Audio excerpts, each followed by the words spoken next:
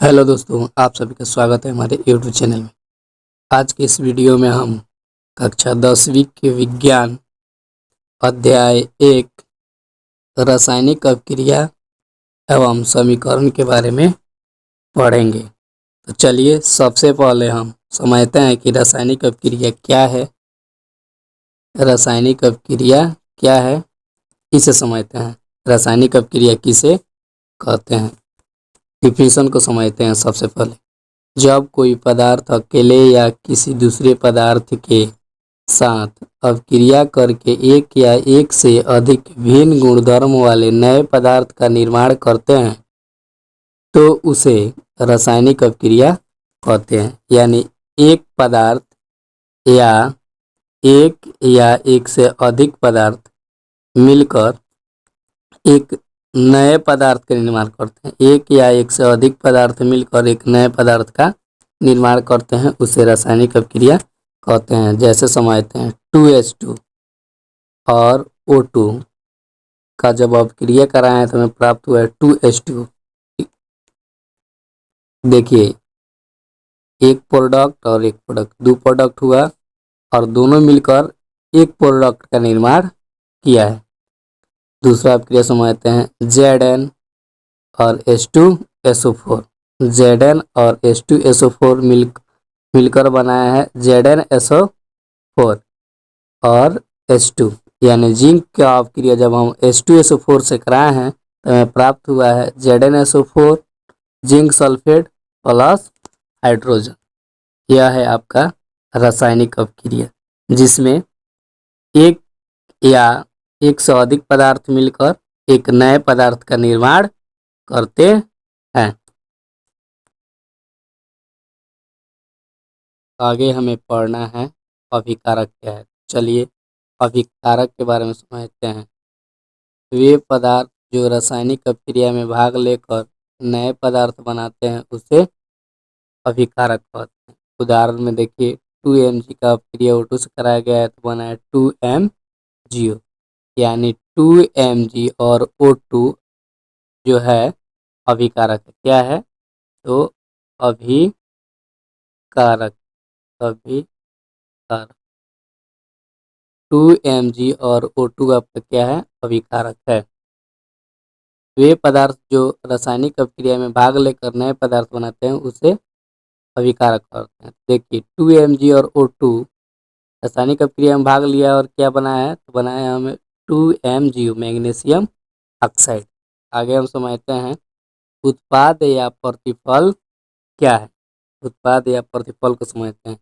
रासायनिक अभिक्रिया के फलस्वरूप बने पदार्थ उत्पाद या प्रतिफल कहलाते हैं। उदाहरण समझते हैं, 2Mg प्लस O2 बनाया है 2MgO। यह दोनों Mg और O2 रासायनिक अभिक्रिया में भाग लेकर बनाए हैं 2MgO, मैग्नीशियम ऑक्साइड। तो जो 2MgO बना है यह हो गया आपका उत्पाद। 2MgO हो गया आपका उत्पाद या प्रतिफल।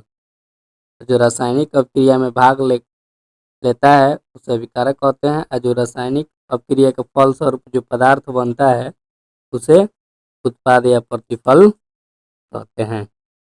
अब हम समझते हैं रासायनिक समीकरण क्या होता है।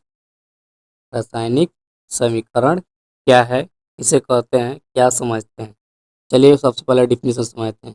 किसी रासायनिक अभिक्रिया में भाग लेने वाले पदार्थों के संकेतों एवं सूत्रों की सहायता से उस अभिक्रिया का संक्षिप्त निरूपण रासायनिक समीकरण कहलाता है। किसी रासायनिक अभिक्रिया में भाग लेने वाले पदार्थों के संकेतों एवं सूत्रों की सहायता से, इस अभिक्रिया में मेन बात है सूत्रों और संकेतों और सूत्रों की सहायता से उस अभिक्रिया का संक्षिप्त निरूपण यानी छोटा रूप रासायनिक समीकरण कहलाता है। जैसे 2Mg और O2 का अभिक्रिया कराए हैं तो हमें प्राप्त हुआ है 2MgO। अगर इसे हम सब समीकरण लिखे तो इसे लिख सकते हैं मैग्नीशियम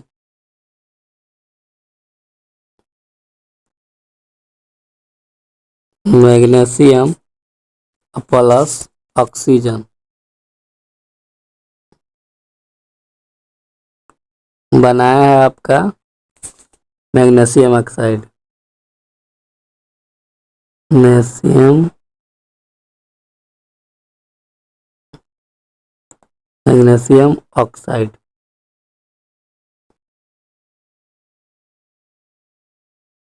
साइड।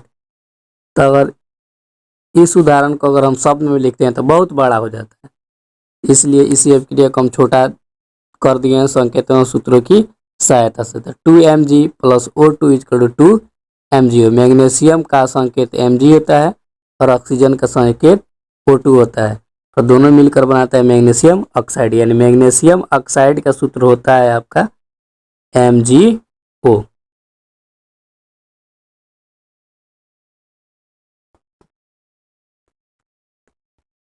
इसी को हम डिफिनीशन में पढ़े हैं। किसी रासायनिक अभिक्रिया में भाग लेने वाले पदार्थों के संकेतों और सूत्रों की सहायता से उस अभिक्रिया का संक्षिप्त निरूपण रासायनिक समीकरण कहलाता है।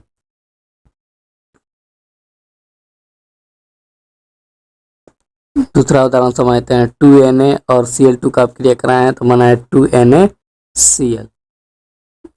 यानी सोडियम का अभिक्रिया जब क्लोरीन से कराते हैं तो प्राप्त होता है सोडियम क्लोराइड। Sodium chloride. इस संतुलित रासायनिक समीकरण क्या है? संतुलित रासायनिक समीकरण क्या है, इसे अच्छे से समझते हैं। वह रासायनिक समीकरण जिसके दोनों ओर प्रत्येक तत्व की परमाणु संख्या समान हो उसे संतुलित रासायनिक समीकरण कहते हैं। अर्थात दोनों ओर तत्व के जो परमाणु संख्या है वह समान होनी चाहिए। दोनों ओर तत्व की परमाणु संख्या क्या होनी चाहिए? समान होनी चाहिए। जैसे देखते हैं इधर, जैसे में 2K plus Cl2 equal to आपका बन गया है 2KCl। यानी पोटेशियम में क्लोराइड से अभिक्रिया हुआ है तो आपका बन गया है पोटेशियम क्लोराइड। अब समझते हैं, इधर जो आपका पोटेशियम वह 2 है और इधर Cl2 जो है वह 2 है। इस साइड देखते हैं कि दोनों बराबर है कि नहीं, इधर 2 से गुना है इसमें, यानी इसका मतलब है कि K जो है वह भी 2 है और 2 से गुना Cl में भी तो हुआ है और Cl भी जो है आपका क्लोराइड भी है वह भी क्या है? 2 है। कोई दिक्कत? उसी तरह आपका Na सोडियम में जब H2SO4 हाइड्रोजन सल्फेट से अभिक्रिया हुआ है, यह हो गया आपका हाइड्रोजन सल्फेट, यह हो गया आपका सोडियम, तो बनाया है आपका सोडियम सल्फेट प्लस हाइड्रोजन और कैल्शियम कार्बोनेट को जब गर्म करते हैं तो बनता है calcium oxide plus carbon dioxide. यह हो गया आपका कैल्शियम ऑक्साइड प्लस यह हो गया आपका कार्बन डाइऑक्साइड। तो संतुलित रासायनिक समीकरण आप समझ गए। अब समझते हैं असंतुलित रासायनिक समीकरण। अब समझना है हमें असंतुलित रासायनिक समीकरण क्या है। तो समझते हैं, वह रासायनिक समीकरण जिसके दोनों ओर प्रत्येक तत्व की परमाणु संख्या समान नहीं होती है उसे असंतुलित रासायनिक समीकरण कहते हैं। यानी जो दोनों ओर जो तत्व होंगे वह समान नहीं होंगे। जैसे समझते हैं, इधर आपका Mg प्लस O2 मिलकर बनाया है MgO। अर्थात इधर एक Mg है, मैग्नीशियम है, यानी 1 मैग्नीशियम इधर है और ऑक्सीजन की संख्या 2 है। इस साइड देखेंगे तो मैग्नीशियम 1 है, लेकिन जो ऑक्सीजन है यहाँ ऑक्सीजन भी कितना हो गया है? 1 हो गया है। दोनों ओर बराबर नहीं है। अगर दोनों ओर प्रत्येक तत्व की परमाणु संख्या बराबर होती है तो संतुलित होगा और दोनों ओर बराबर नहीं होती है तो असंतुलित होगा। दूसरे उदाहरण में देखते हैं, इधर है H2 और इससे अभिक्रिया किया है ऑक्सीजन O2, बनाया है H2O यानी जल बनाया है। इधर हाइड्रोजन 2 है, इधर भी हाइड्रोजन की संख्या कितनी है? 2 है। इधर ऑक्सीजन की जो संख्या है वह कितनी है? तो ऑक्सीजन की जो संख्या है इधर है 2 और इधर जो है ऑक्सीजन की संख्या कितनी है? 1। इसलिए यह असंतुलित रासायनिक समीकरण है। आगे बढ़ते हैं। अब हम समझते हैं कि अगर कोई समीकरण दिया रहता है तो उसे संतुलित कैसे करेंगे। अगर कोई समीकरण दिया रहता है तो उसे संतुलित कैसे करेंगे। तो आपका लिखा है सवाल कि निम्नलिखित समीकरण को संतुलित करें। निम्नलिखित समीकरण को क्या करना है, संतुलित करना है। और समीकरण एक आपको दिया गया है mg plus O2 equal to mgO। अब इसे संतुलित करने से पहले हम समझते हैं कि संतुलित कैसे करेंगे। तो सबसे पहले तीर के बीचों बीच एक हम लाइन लेते हैं, लाइन ड्रॉ करते हैं तीर के बीचों बीच और देखते हैं कि mg यानी समीकरण के बाएं साइड मैग्नीशियम कितनी है तो 1 है और ऑक्सीजन कितनी है तो 2 है। यानी मैग्नीशियम की संख्या जो है 1 है और ऑक्सीजन की जो संख्या है वह 2 है। समीकरण के दाईं तरफ मैग्नीशियम की संख्या है 1 है और ऑक्सीजन के भी जो संख्या है वह 1 है। यह दोनों एक साथ है लेकिन यह दोनों अलग अलग। अब संतुलित रासायनिक समीकरण के डिफिनेशन से हम समझते हैं। संतुलित रासायनिक समीकरण कहता है कि दोनों और प्रत्येक तत्व की परमाणु संख्या बराबर होनी चाहिए। अर्थात अगर इधर 5 किलो है बराबर की साइड तो बराबर के उस साइड भी 5 किलो होना चाहिए। तो इसे हम संतुलित करते हैं। कैसे करेंगे, इसे हम संतुलित कैसे करेंगे इसे समझना है हमें। अब समझते हैं। इस साइड मैग्नीशियम 1 है, इधर एक मैग्नीशियम 1 है, दोनों मैग्नीशियम की संख्या बराबर है। इस साइड जो ऑक्सीजन है आपका 2 है और इस साइड जो ऑक्सीजन है 1 है। तो इसे 2 बनाने के लिए हम इसमें क्या करेंगे, 2 से मल्टीप्लाई। अब जैसे इसमें 2 से मल्टीप्लाई करेंगे तो जो मैग्नीशियम था वो अभी हो जाएगा आपका 2 गो और जो ऑक्सीजन था वो अभी हो जाएगा आपका 2 गो। इधर जो मैग्नीशियम है आपका, इधर मैग्नीशियम 2 है, इस साइड मैग्नीशियम को 2 बनाएंगे तो इसमें 2 से मैग्नीशियम में होगा गुना होगा। जैसे इधर मैग्नीशियम में गुना होगा तो मैग्नीशियम कितना हो गया 2। अब समझिए, अब आपका जो समीकरण है वह संतुलित हो गया। इधर मैग्नीशियम की संख्या 2 हो जाएगा, ऑक्सीजन की संख्या भी 2 हो जाएगा। इधर मैग्नीशियम की संख्या 2 हो जाएगा और इधर ऑक्सीजन की संख्या भी हो जाएगा 2 हो जाएगा। यानी फाइनली आपका जो समीकरण बनेगा वह बनेगा आपका 2mg प्लस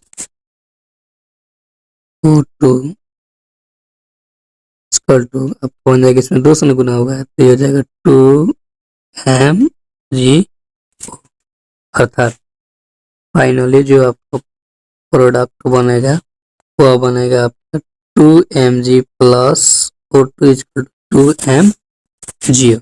यह आपका क्वेश्चन नंबर 1 का संतुलित रासायनिक समीकरण हो जाएगा 2mg plus O2 equal to 2mg। इसी तरह का हम दूसरा उदाहरण लेते हैं। दूसरा उदाहरण है आपका N2 plus H2 equal to NH3।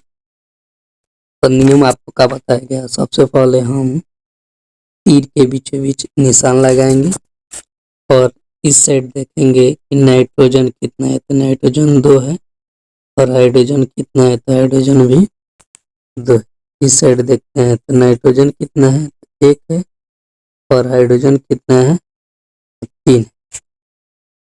अब हमें दोनों ओर जो परमाणु की संख्या है, तत्वों की संख्या है, उसे हमें क्या करना है, बराबर करना है। यानी इस साइड 1 नाइट्रोजन है और इस साइड 2 है।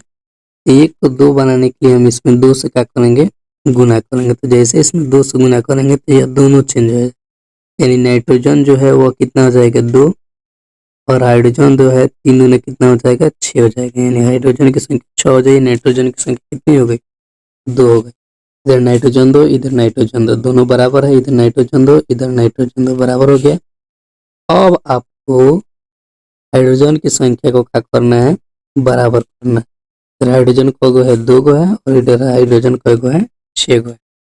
हाइड्रोजन की संख्या बराबर करने के लिए इसमें क्या करेंगे हम, 3 से गुना करेंगे। तो जैसे 3 से गुना करेंगे तो 3 निकाल हो जाएगा 6 हो जाएगा। समझते हैं आप जो है दोनों ओर देखिए प्रत्येक तत्व की परमाणु संख्या बराबर होगी। इधर नाइट्रोजन 2, इस साइड भी नाइट्रोजन कितना हो गया, 2 हो गया। इधर हाइड्रोजन आपका हो गया 6 और इधर भी हाइड्रोजन कितना हो गया 6। फाइनली जो आपका रिजल्ट होगा वह होगा, जब इसको संतुलित रासायनिक समीकरण यानी फाइनली जो आपका रिजल्ट होगा वह हो जाएगा N2 + 3H2 एक्सचेंज 2NH3 यानी नाइट्रोजन में हाइड्रोजन से क्रिया कराए हैं तो हमें क्या बना है, तो अमोनिया प्राप्त हुआ है। क्या प्राप्त हुआ है, अमोनिया। इसे कहते हैं अमोनिया। क्या प्राप्त हो गया है, तो अमोनिया प्राप्त हुआ है। आगे बढ़ते हैं, इसी तरह के एक और उदाहरण को हम समझते हैं। अगला उदाहरण है K+H2 बनाया 2KOH + H2 यानी K मतलब पोटेशियम हो गया, H2 यानी जल हो गया और बना है आपका पोटेशियम हाइड्रोक्साइड OH यानी हाइड्रोक्साइड हुआ, यानी यह हो गया पोटेशियम हाइड्रोक्साइड और यह हो गया आपका हाइड्रोजन।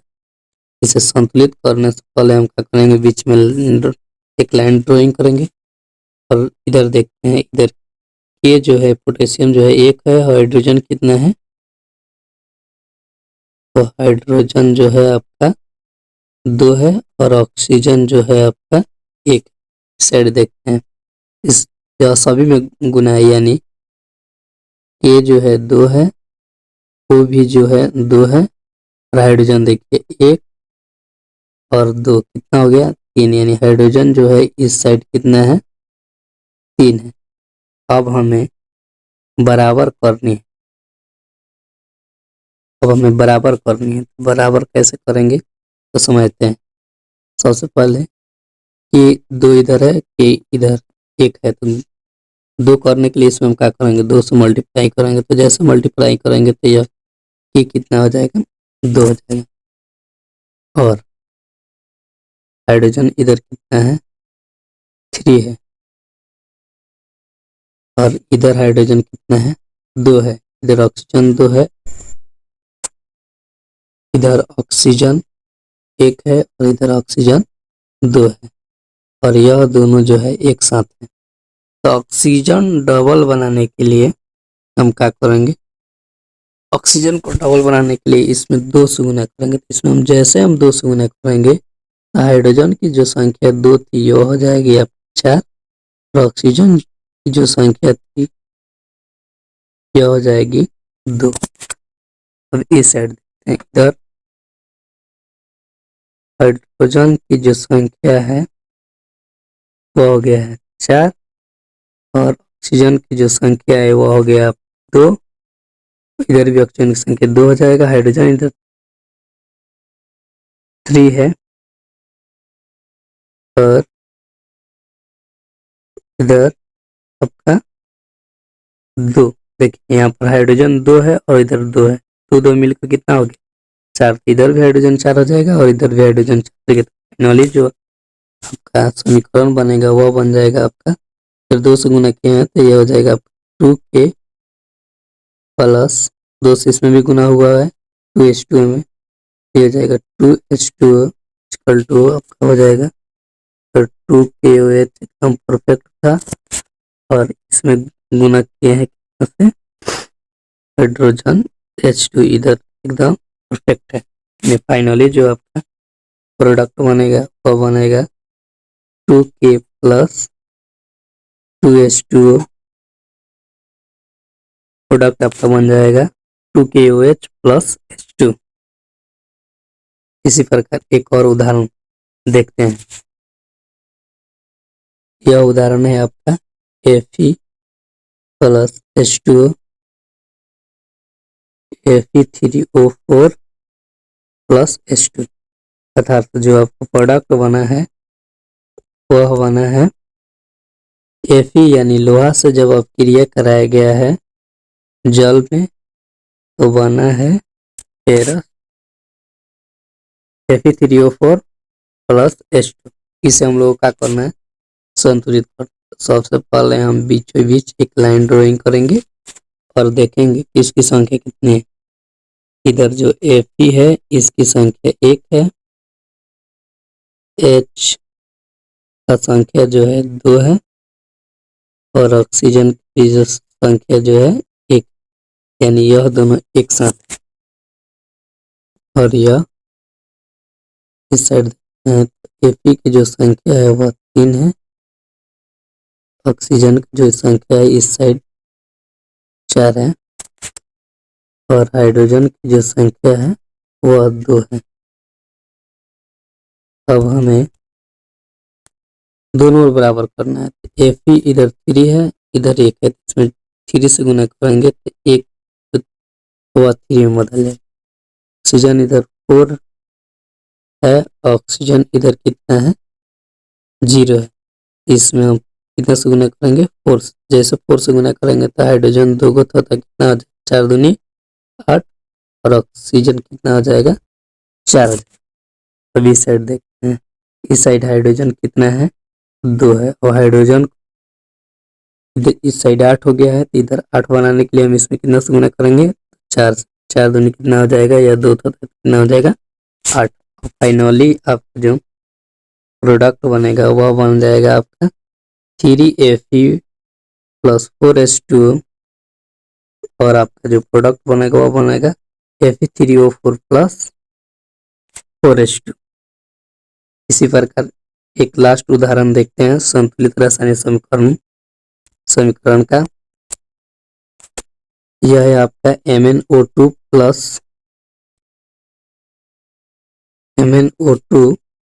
प्लस HCl बना है आपका MnCl2 plus Cl2 plus H2O। सबसे पहले हम बीचों बीच एक लाइनिंग करेंगे और देखेंगे कि Mn कितना है।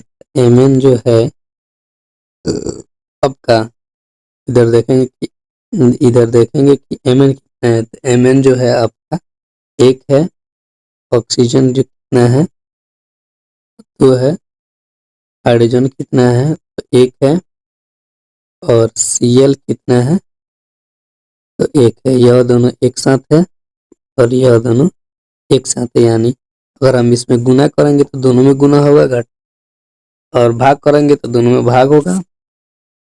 इसी प्रकार इधर Mn जो है 1 है, Cl जो है 2 है, 2 और 2 कितना है Cl की संख्या 4, हाइड्रोजन 2 है और ऑक्सीजन जो है 1 है।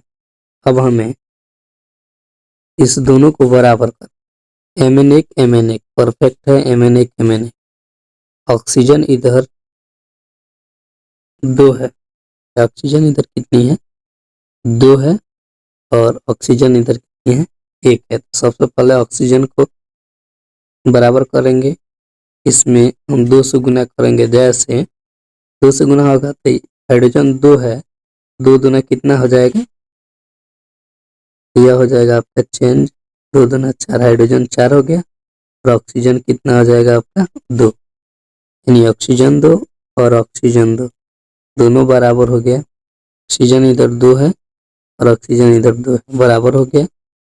Mn1 है, Mn1 बराबर हो गया। अब हाइड्रोजन की बात करते हैं तो इस साइड हाइड्रोजन की संख्या जो है वह 1 और इस साइड जो हाइड्रोजन की संख्या है वह 2 है।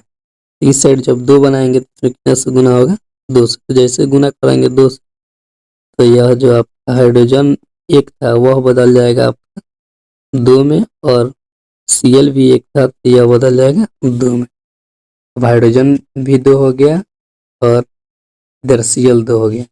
इस साइड देख Cl कितनी है, तो 2 इधर Cl है और 2 इधर Cl, 2 2 कितना हो गया आपका 4 Cl हो।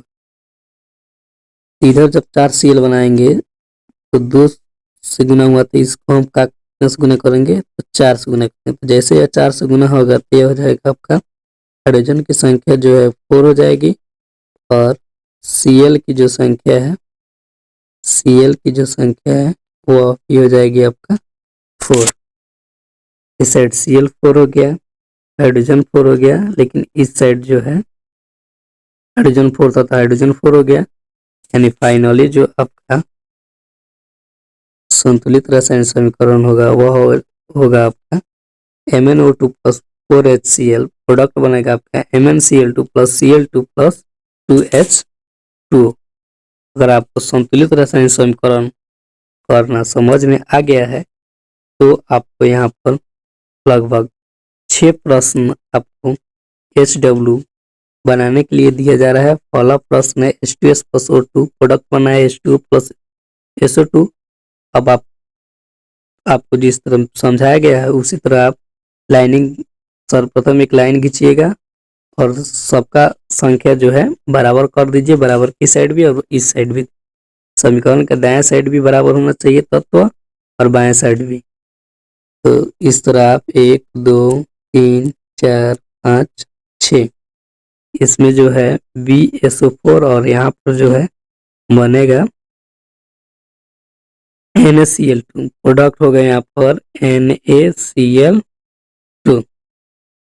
यह आप 6 नंबर प्रश्न हुआ। तो आप बनाकर देखिए आपको समझ में आया कि नहीं। आगे बढ़ते हैं। आगे हम लोग को पढ़ना है रासायनिक अपक्रिया के प्रकार। रासायनिक अपक्रिया के प्रकार पढ़ना है हमें। रासायनिक अपक्रिया के कई प्रकार होते हैं, लगभग लगभग इसमें 10-12 जो रासायनिक अपक्रिया है उसे हमें पढ़ना है। पहला है आपका संयोजन अपक्रिया कहिए या योगशील अपक्रिया या संकलन अपक्रिया, तीनों का जो डिफिनीशन होगा एक ही होगा। उसी तरह दूसरा है आपका वियोजन अपक्रिया या अपघटन अपक्रिया, तीसरा है वैद्युत अपघटन अपक्रिया, चौथा है विस्थापन अपक्रिया या एकल विस्थापन अपक्रिया, दोनों एक ही बात है। पांचवा है द्विविस्थापन अपक्रिया या उभय विस्थापन अपक्रिया। छठा है उपचयन अपक्रिया या ऑक्सीकरण अपक्रिया। सातवां है उपचयन अपक्रिया कहिए या अवकरण अपक्रिया कहिए। आठवां है रेडॉक्स अपक्रिया। नौवां है आपका ऊष्मक्षेपी अपक्रिया। 10वां है आपका ऊष्मशोषी अपक्रिया। 11वां है आपका प्रकाश रासायनिक अपक्रिया। 12वां है उदासीनीकरण अपक्रिया। देखिए यहाँ पर अपक्रिया गलत हो गया है। और 13वां है अवक्षेपण अपक्रिया होना चाहिए, अवक्षेपित अपक्रिया नहीं यहाँ पर बल्कि होना चाहिए आपका अवक्षेपण।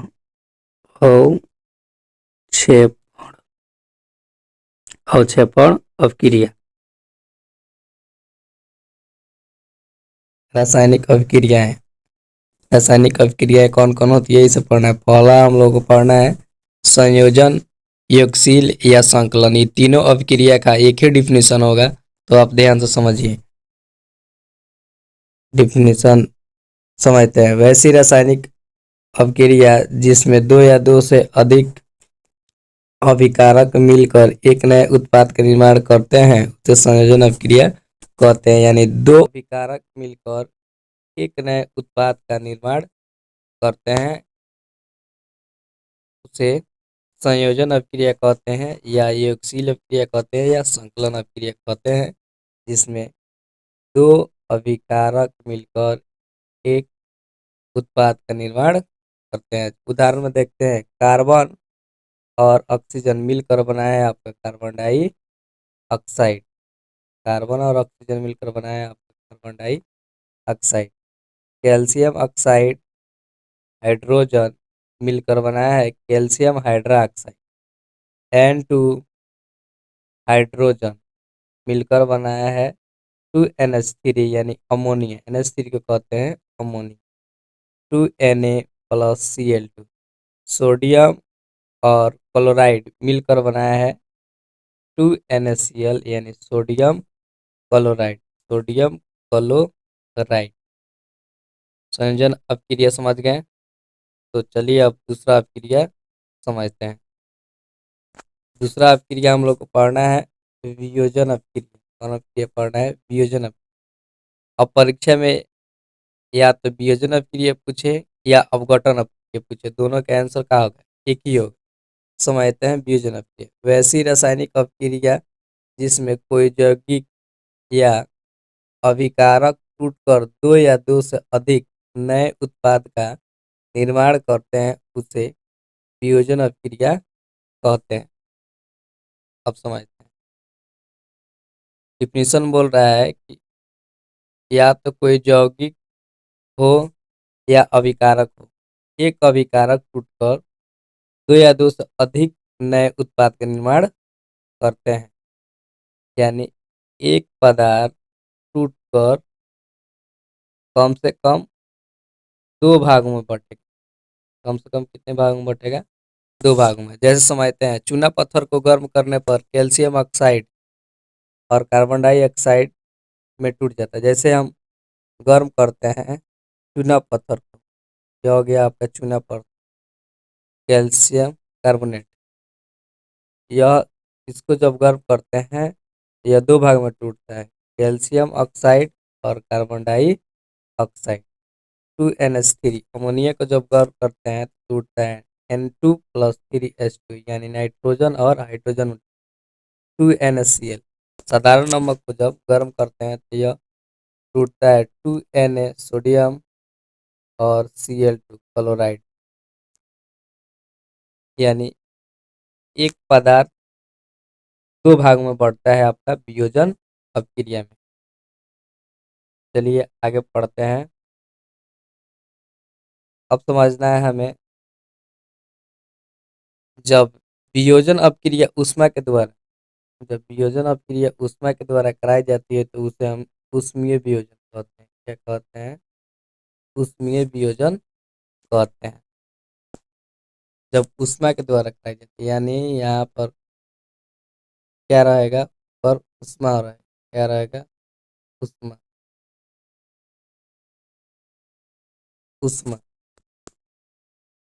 फेरस सल्फेट को जब हम ऊष्मा देते हैं यह दो भाग में टूटता है, Fe2O3 + SO2 + SO3 में टूटता है। यानी जब वियोजन अपक्रिया ऊष्मा के द्वारा कराई जाती है तो उसे ऊष्मीय वियोजन कहते हैं। जब वियोजन अपक्रिया विद्युत के द्वारा कराई जाती है तो उसे विद्युतीय वियोजन कहते हैं। यानी जब इसमें विद्युत धारा प्रवाहित की जाती है, विद्युत धारा विद्युत प्रवाहित कराई जाती है। क्या प्रवाहित कराया जाता है?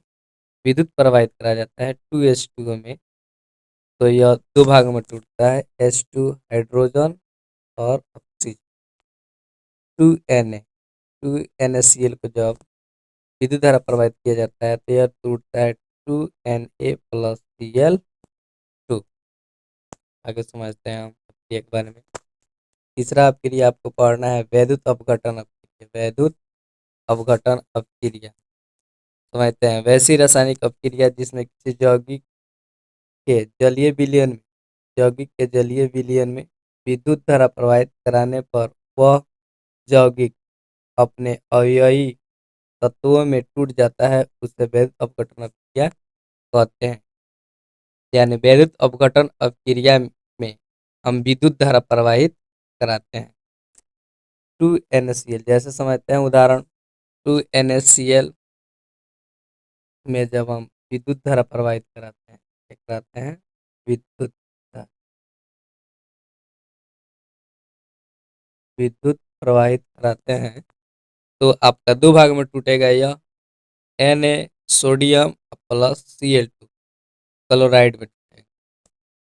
Al2O3 को जब हम विद्युत धारा प्रवाहित कराते हैं तो ये टूटता है 4Al अल्युमिनियम और 3O2 ऑक्सीजन। 2H2O जल को जब हम विद्युत धारा प्रवाहित कराते हैं तो ये टूटता है H2 plus O2 hydrogen plus oxygen, यानी इसमें एक पदार्थ से विद्युत धारा प्रभावित कराते हैं, दो पदार्थ में टूट जाता है, विभक्त हो जाता है। आगे पढ़ते हैं अपक्रिया 4, विस्थापन या एकल विस्थापन अपक्रिया। आपसे या तो विस्थापन अपक्रिया पूछे या एकल विस्थापन अपक्रिया पूछे, दोनों का आंसर क्या होगा? एक ही होगा। वैसी रासायनिक अपक्रिया जिसमें अधिक क्रियाशील, वैसी रासायनिक अपक्रिया जिसमें अधिक क्रियाशील तत्व कम क्रियाशील तत्व को उसके यौगिक के विलयन से विस्थापित कर उसका स्थान स्वयं ग्रहण कर लेता है। यानी इस अपक्रिया में कम क्रियाशील तत्व को अधिक क्रियाशील तत्व हटा देता है। अधिक क्रियाशील तत्व कम क्रियाशील तत्व को उसके जगह से हटाकर उसका स्थान स्वयं ग्रहण कर लेता है। जैसे Fe फेरस में कॉपर सल्फेट से अपक्रिया कराया जाता है, फेरस में कॉपर सल्फेट से अपक्रिया कराया जाता है, तो आपका बना है फेरस सल्फेट और copper, ferrous sulphate plus copper बना है। यानी Fe जो है Cu का स्थान ग्रहण कर ली है, Cu को हटा दिया है, Fe फेरस हटा दिया है कॉपर को। उसी प्रकार देखते हैं दूसरा उदाहरण, Zn से अपक्रिया कराया गया CuSO4, यानी जिंक का अपक्रिया कराया गया है कॉपर सल्फेट से, तो आपका बना है जिंक सल्फेट प्लस कॉपर, यानी कॉपर का स्थान जिंक ग्रहण कर लिया है। यहाँ पर Pb लेड का अपक्रिया कराया गया है CuSO4 यानी कॉपर सल्फेट से, तो बना है lead sulphate plus copper, copper का स्थान ग्रहण कर लिया आपका Cu। पोटेशियम का अपक्रिया कराया गया है NaCl से, तो बना है पोटेशियम क्लोराइड प्लस Na। यहाँ कम क्रियाशील धातु है और पोटेशियम जो है अधिक क्रियाशील धातु है, अधिक क्रियाशील धातु है, इसलिए सोडियम को हटाकर पोटेशियम अपना स्थान यहाँ पर ग्रहण कर लिया है। यानी इसमें अधिक क्रियाशील तत्व कम क्रियाशील तत्व को हटा देते हैं और अपना स्थान ग्रहण कर लेते हैं विस्थापन अपक्रिया या एकल विस्थापन अपक्रिया में। द्विविस्थापन अपक्रिया या उभय विस्थापन अपक्रिया, दोनों का डिफिनेशन एक ही होगा। जब दो यौगिक अपने आयनों की अदला बदली करके दो नए यौगिक का निर्माण करते हैं तो उसे द्विविस्थापन अपक्रिया कहते हैं। दो यौगिक, उदाहरण समझते हैं NaSO4 sodium sulphate, BaCl2 barium chloride से अपक्रिया किया है, तो बेरियम चला है सोडियम की जगह पर और सोडियम चला गया है बेरियम की जगह पर, तो बनाया है आपका barium sulphate plus sodium chloride. दोनों अपने आयनों का अदला बदली कर रहा है। उसी तरह दूसरा उदाहरण देखते हैं NaCl plus AgNO3, sodium chloride अपक्रिया किया है एल्युमिनियम नाइट्रेट से, तो बनाया है aluminium chloride plus sodium nitrate. यहाँ पर सोडियम के जगह पर एल्युमिनियम चलाया है और एल्युमिनियम की जगह पर सोडियम चलाया है। यहाँ पर देखते हैं बना है AgCl एल्युमिनियम क्लोराइड और यहाँ बना है सोडियम नाइट्रेट। तीसरा उदाहरण देखते हैं CuSO4 कॉपर सल्फेट में जब हाइड्रोजन से अपक्रिया हुआ है तो बना है, यहाँ पर देखिए S छूट गया है, हाइड्रोजन सल्फाइड से अपक्रिया होना चाहिए। CuSO4 का जब अपक्रिया हाइड्रोजन सल्फाइड से कराते हैं तो बनता है आपका कॉपर सल्फाइड और H2SO4 हाइड्रोजन सल्फेट। अब अगला अपक्रिया समझते हैं। अगला अपक्रिया हम लोग को पढ़ना है अवक्षेपण अपक्रिया। वैसी रासायनिक अपक्रिया जिसमें किसी अवक्षेप का निर्माण होता है उसे अवक्षेपण अपक्रिया कहते हैं। उदाहरण समझते हैं। जैसे लेड नाइट्रेट विलयन में पोटेशियम हाइड्रेट से अपक्रिया कराने पर पोटेशियम नाइट्रेट विलियम और लेड आयोडाइड का पीला अवक्षेप बनता है। लेड नाइट्रेट, यह हो गया आपका लेड नाइट्रेट में अपक्रिया कराया गया है पोटेशियम आयोडाइड का, तो बना है PbL2, PbL2 यानी लेड आयोडाइड बना है। यह हो गया आपका लेड आयोडाइड और यह हो गया आपका पोटेशियम नाइट्रेट, यह हो गया आपका पोटेशियम नाइट्रेट और यह हो गया आपका लेड आयोडाइड, यह हो गया आपका लेड आयोडाइड, यह हो गया आपका पोटेशियम नाइट्रेट। अब क्रिया हुआ है लेड नाइट्रेट से पोटेशियम आयोडाइड में। Thank you for watching this video. पढ़ना है उदासीनीकरण अपक्रिया क्या है। तो उदासीनीकरण अपक्रिया को समझते हैं। वैसी रासायनिक अपक्रिया जिसमें अम्ल एवं क्षारक के अपक्रिया के परिमाण स्वरूप लवण एवं जल बनते हैं उसे उदासीनीकरण अपक्रिया कहते हैं। उदाहरण समझते हैं। अम्ल का अपक्रिया जब हम क्षार से कराते हैं तो हमें प्राप्त होता है लवण और जल।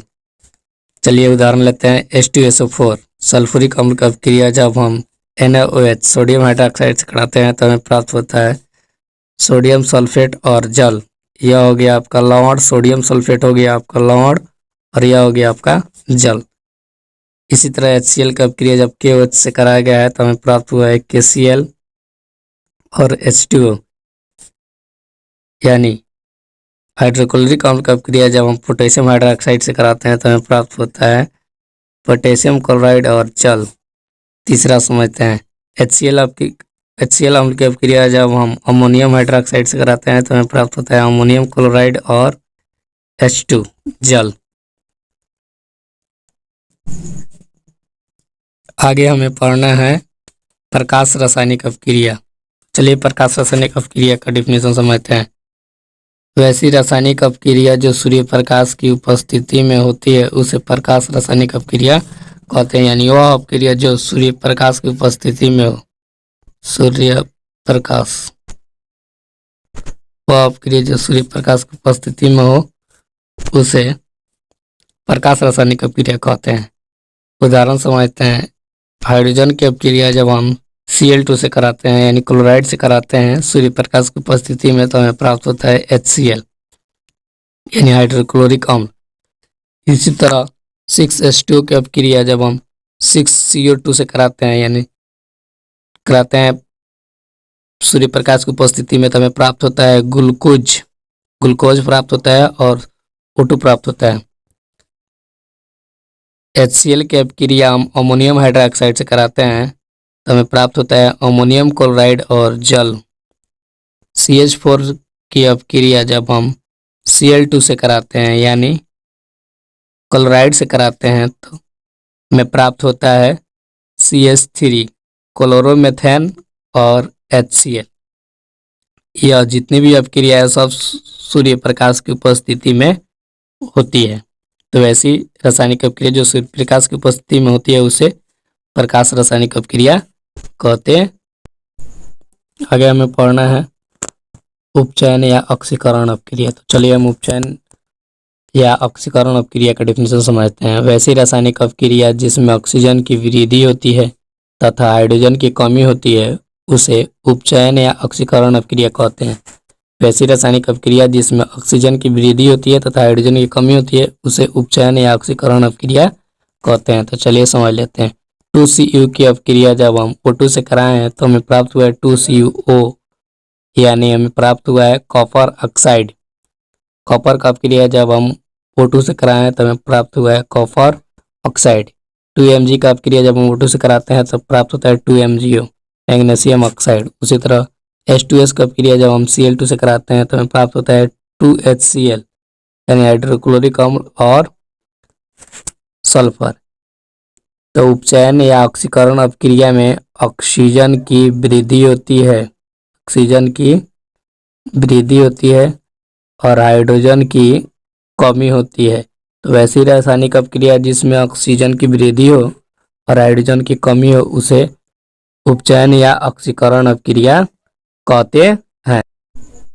आगे हमें पढ़ना है अपचयन या अवकरण अपक्रिया। अपचयन या अवकरण अपक्रिया को समझते हैं। चलिए इसका डिफिनेशन समझते हैं। वैसी रासायनिक अपक्रिया जिसमें ऑक्सीजन की कमी तथा हाइड्रोजन की वृद्धि हो उसे अपचयन अपक्रिया कहते हैं।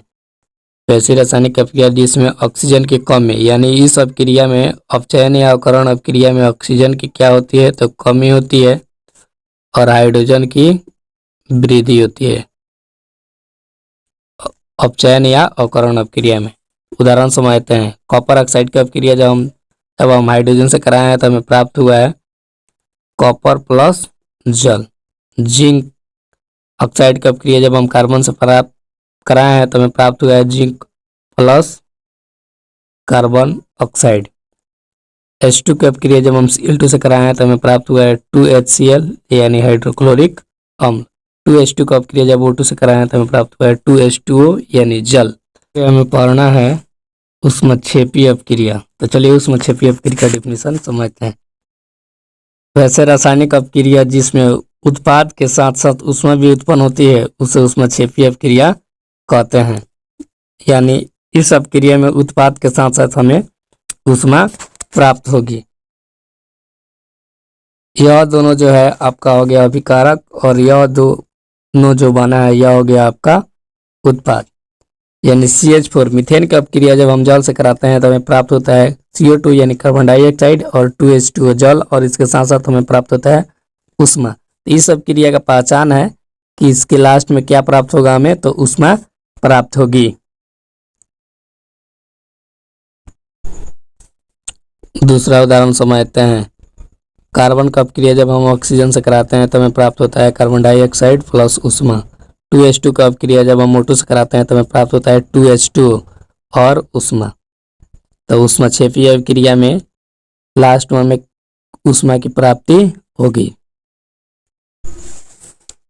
आगे हमें पढ़ना है ऊष्मशोषी अपक्रिया। तो चलिए ऊष्मशोषी अपक्रिया का डिफिनेशन समझते हैं। वैसी रासायनिक अपक्रिया जिसमें ऊष्मा का अवशोषण होता है उसे ऊष्मशोषी अपक्रिया कहते हैं। वैसी रासायनिक अपक्रिया जिसमें ऊष्मा का अवशोषण होता है उसे ऊष्मशोषी अपक्रिया कहते हैं। उदाहरण समझते हैं। Ca calcium CO3 carbonate plus ऊष्मा का अपक्रिया कराए हैं तो हमें प्राप्त हुआ है कैल्शियम ऑक्साइड और कार्बन डाइऑक्साइड। यहाँ से ऊष्मा का अवशोषण हो गया। तो ऐसी रासायनिक अपक्रिया जिसमें ऊष्मा का अवशोषण होता है उसे ऊष्मशोषी अपक्रिया कहते हैं। आगे हमें पढ़ना है रेडॉक्स अपक्रिया। तो चलिए रेडॉक्स अपक्रिया का डिफिनेशन समझते हैं। वैसी रासायनिक अपक्रिया जिसमें एक अभिकारक उपचयित तथा दूसरा अभिकारक अपचयित होता है उसे रेडॉक्स अपक्रिया कहते हैं। यानी रेडॉक्स अपक्रिया में एक अभिकारक उपचयित होगा और दूसरा अभिकारक अपचयित होगा। शॉर्ट में हम इसे कह सकते हैं उपचयन और अपचयन अपक्रिया को रेडॉक्स अपक्रिया कहते हैं। जैसे उदाहरण समझते हैं। ZnO जिंक ऑक्साइड की अपक्रिया जब कार्बन से कराएं तो हमें प्राप्त हुआ है Zn plus Cu carbon oxide. पहले ZnO को देखते हैं। ZnO से CO के साथ कार्बन उपचयित हो गया है। कार्बन का हुआ है उपचयित हो गया है। दूसरा अपक्रिया समझते हैं। MnO2 मैग्नीज ऑक्साइड का अपक्रिया जब 4HCl से कराए हैं तो हमें प्राप्त हुआ है मैग्नीज क्लोराइड जल और क्लोराइड। रेडॉक्स अपक्रिया में पहला अभिकारक उपचयित होता है तथा दूसरा अभिकारक अपचयित होता है। संक्षारण से आप क्या समझते हैं? संक्षारण से आप क्या समझते हैं? तो चलिए संक्षारण को समझते हैं।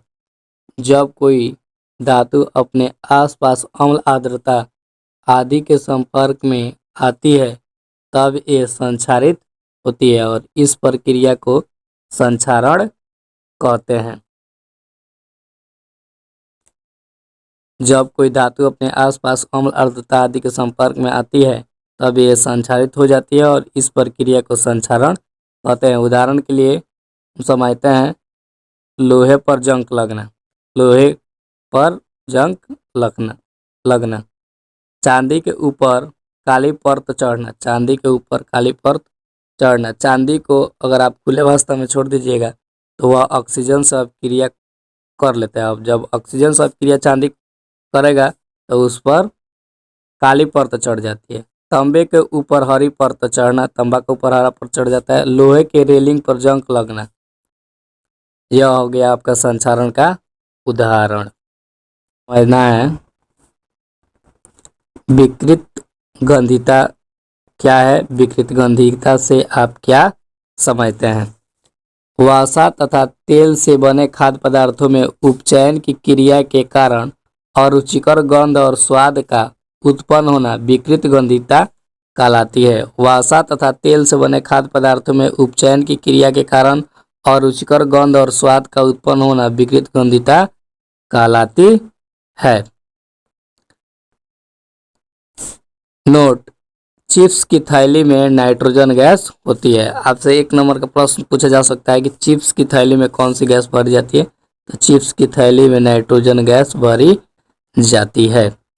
विकृत गंधिता, वसा तथा तेल से बने खाद्य पदार्थों में उपचयन की क्रिया के कारण अरुचिकर गंध और स्वाद का उत्पन्न होना विकृत गंधिता कहलाती है। यह है आपका विकृत गंधिता।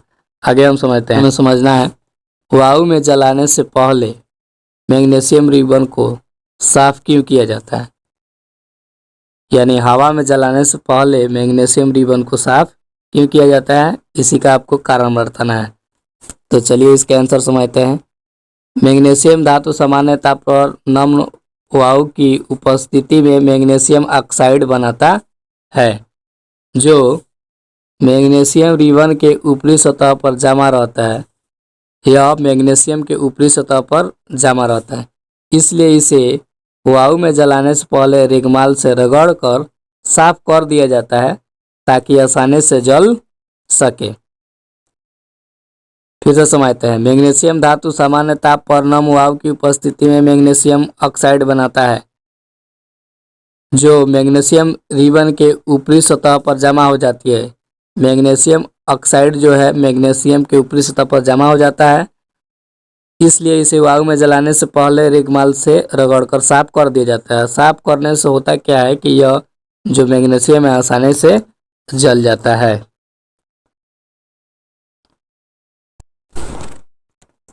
आगे हम समझते हैं क्वेश्चन नंबर 4। जब लोहे के कील को कॉपर सल्फेट के विलयन में डुबाया जाता है तो विलयन का रंग क्यों बदल जाता है। जब लोहे के कील को कॉपर सल्फेट के विलयन में डुबाया जाता है तो लोहा कॉपर सल्फेट के विलयन से कॉपर को विस्थापित कर आयरन सल्फेट बनाता है। आयरन सल्फेट बनाने के कारण कॉपर सल्फेट का गहरा नीला रंग मलिन हो जाता है और हल्के हरे रंग में बदल जाता है। जैसे में समझते हैं 2Fe की अभिक्रिया जब हम CuSO4 कॉपर सल्फेट से कराते हैं तो हमें प्राप्त होगा FeSO4 ferrous sulphate plus Cu। अब ध्यान देते हैं, जो Fe है वह कॉपर सल्फेट को हटाकर बनाया है, यहाँ पर कॉपर को हटाकर बनाया है यहाँ पर फेरस सल्फेट। जब लोहा के कील को कॉपर सल्फेट के विलयन में डुबाया जाता है, यह हो गया आपका कॉपर सल्फेट और यह हो गया आपका लोहा। तो लोहा को कॉपर सल्फेट के विलयन में डुबाया जाता है तो लोहा कॉपर सल्फेट के विलयन से कॉपर को विस्थापित कर आयरन सल्फेट बनाता है। तो यहाँ से जो लोहा है वह कॉपर सल्फेट के विलयन को विस्थापित कर दिया है और यहाँ पर बनाया आपका फेरस सल्फेट, यानी आयरन सल्फेट बनाने के कारण कॉपर सल्फेट का गहरा नीला रंग मलिन हो जाता है। यह नीला रंग जो है कॉपर सल्फेट का वह मलिन हो जाता है और हल्के हरे रंग में बदल जाता है। यही कारण है। आगे हम समझेंगे। अब 5 है आपका शोषण को ऊष्मक्षेपी अपक्रिया क्यों कहते हैं। शोषण को ऊष्मक्षेपी अपक्रिया क्यों कहते हैं, तो चलिए समझते हैं। हमें जीवित रहने के लिए ऊर्जा की आवश्यकता होती है। यह जो ऊर्जा है हमें भोजन से प्राप्त होता है। जब हम सांस लेते हैं तो ऑक्सीजन द्वारा खाद्य पदार्थ अर्थात भोजन उपचारित होता है। इस प्रक्रिया में ऊर्जा मुक्त होती है, अतः श्वसन को ऊष्माक्षेपीय अपक्रिया कहते हैं। जैसे समझते हैं 2Fe की अपक्रिया जब CuSO4 से कराया गया है तो प्राप्त हुआ है FeSO4 प्लस Cu, यानी लोहा का अपक्रिया जब कॉपर सल्फेट से कराते हैं तो प्राप्त होता है फेरस सल्फेट प्लस Cu। आगे हम समझते हैं अगला सवाल। अगला सवाल हमें समझना है कि लोहे की वस्तुओं को हम पेंट क्यों करते हैं। इसका कारण है कि लोहे की वस्तुओं को हम पेंट क्यों करते हैं, इसके कारण हमें बताना है। तो संक्षारित होने से बचाने के लिए तथा जंग से बचाने के लिए लोहे की वस्तु को हम पेंट इसलिए कहते हैं कि वह सुरक्षित रहे, उसमें जंग न लगे